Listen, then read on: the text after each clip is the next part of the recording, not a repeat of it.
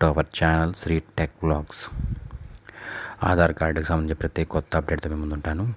మన ఛానల్ని లైక్ చేసి షేర్ చేసి సబ్స్క్రైబ్ చేయండి. అయితే ఈరోజు మన టాపిక్లోకి వచ్చేద్దాం. మన టాపిక్ ఏంటంటే ఆధార్ కార్డ్ అనేది ఎలా డౌన్లోడ్ చేసుకోవాలని ఈజీ మెథడ్లో మీకు నేను చెప్తాను. మన ఛానల్ లైక్ చేసి షేర్ చేయండి. మరిన్ని కొత్త అప్డేట్స్ కోసం సబ్స్క్రైబ్ చేసుకోండి. ఫస్ట్ ఇలా మన సెర్చ్ బార్లోని క్రోమ్ అని సెర్చ్ చేసుకోవాలి. చేస్తుంది క్రోమ్ వెబ్సైట్ ఓపెన్ చేసుకుంటాము. ఓపెన్ చేసుకొని అక్కడ మై ఆధార్ లాగిన్ అని ఉంటుందండి.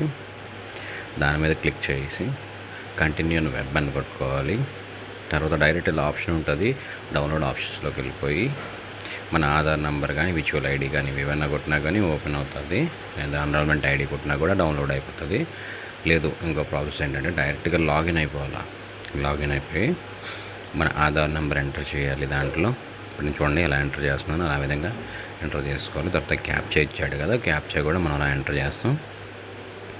ఎంటర్ చేసిన తర్వాత డైరెక్ట్ లాగిన్ విత్ ఓటీపీ చేసుకోవాలి. వెంటనే ఓటీపీ అనేది వస్తుంది మనకి. ఆ ఓటీపీ ఏదైతే వచ్చిందో టెక్స్ట్ మెసేజ్లో వస్తుంది. అది మనం ఏంటంటే దీంట్లో ఎంటర్ చేసుకోవాలి. ఎంటర్ చేసుకుని డైరెక్ట్ లాగిన్ అని ప్రెస్ చేసుకోవాలి.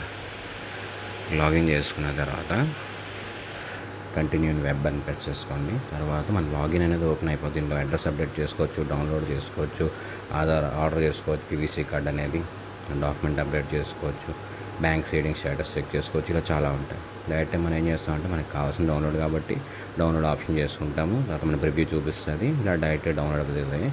అయిపోయిన తర్వాత డాష్బోర్డ్లోకి వెళ్ళిపోయి డైరెక్ట్ మళ్ళీ మనకు కావాల్సిన డౌన్లోడ్ కాబట్టి లాగౌట్ చేసేసుకుంటారు. డైరెక్ట్గా ఇప్పుడు కంటిన్యూ వెబ్ కోడ్ వేసి మన డైరెక్ట్గా డౌన్లోడ్స్లోకి వెళ్తారు. డౌన్లోడ్స్లోకి వెళ్ళి ఓపెన్ చేసుకున్న తర్వాత ఇలా మన పాస్వర్డ్ అడుగుతుంది. పాస్వర్డ్ వచ్చేసి మన ఏదైతే ఉందో మన ఆధార్ కార్డులో ఉండే ఫస్ట్ 4 లెటర్స్ క్యాపిటల్ లెటర్స్లో ప్రెస్ చేసుకుని మన డేట్ ఆఫ్ బర్త్ ఇయర్ అనేది ఎంటర్ చేయాలి. ఎంటర్ చేసిన వెంటనే మన ఆధార్ కార్డ్ అనేది ఓపెన్ అయిపోతుంది. మనకు డౌన్లోడ్ కూడా అయిపోతుంది.